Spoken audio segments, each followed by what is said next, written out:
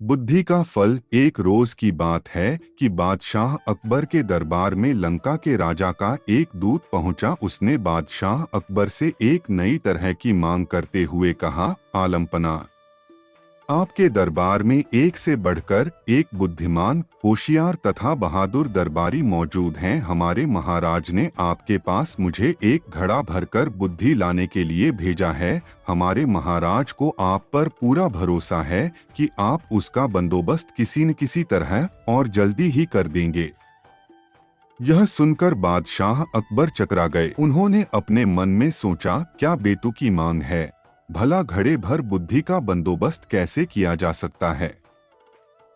लगता है लंका का राजा हमारा मजाक बनाना चाहता है, कहीं वह इसमें सफल हो गया।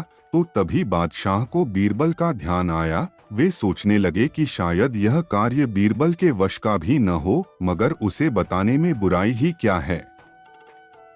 जब बीरबल को बादशाह के बुलवाने का कारण ज्ञात हुआ तो वह मुस्कुराते हुए कहने लगे, आलमपना, चिंता की कोई बात नहीं, बुद्धि की व्यवस्था हो जाएगी, लेकिन इसमें कुछ हफ्ते का वक्त लग सकता है। बादशाह अकबर बीरबल की इस बात पर कहते भी तो क्या, बीरबल को मुंह मांगा समय दे दिया गया। बीरबल ने उसी दिन शाम को अपने एक खास नौकर को आदेश दिया, छोटे मुंह वाले कुछ मिट्टी के घड़ों की व्यवस्था करो। नौकर ने फौरन बीरबल की आज्ञा का पालन किया। घड़े आते ही बीरबल अपने नौकर को लेकर कद्दू की एक बेल के पास गए। उन्होंने नौकर से एक घड़ा ले लिया।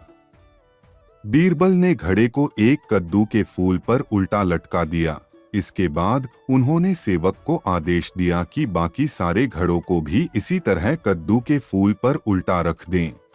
बीरबल ने इस काम के बाद सेवक को इन घड़ों की देखभाल सावधानी पूर्वक करते रहने का हुक्म दिया और वहां से चले गए। बादशाह अकबर ने कुछ दिन बाद इसके बारे में पूछा तो बीरबल ने तुरंत उत्तर दिया, आलमपना, इस कार्य को हो चुका समझें, बस 2 सप्ताह का समय और चाहिए, उसके बाद पूरा घड़ा बुद्धि से लबालब भर जाएगा।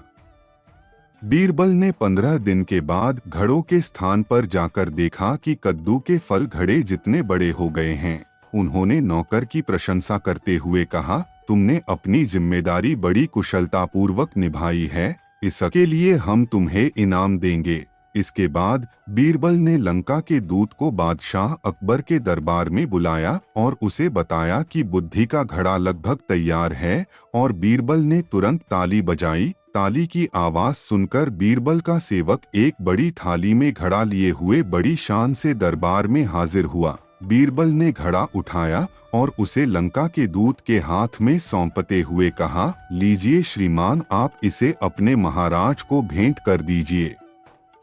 लेकिन एक बात अवश्य ध्यान रखिएगा कि खाली होने पर हमारा यह कीमती बर्तन हमें जैसा का तैसा वापस मिल जाना चाहिए।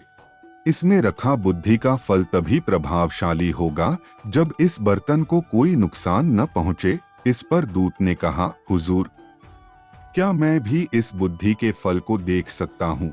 हाँ हाँ जरूर, बीरबल ने गर्दन हिलाते हुए कहा। घड़े देखकर परेशान होते हुए दूत ने मन ही मन सोचा, हमारी भी मति मारी गई है, भला हमें भी क्या सूझी। बीरबल का कोई जवाब नहीं है, भला ऐसी बात मैंने सोची कैसे।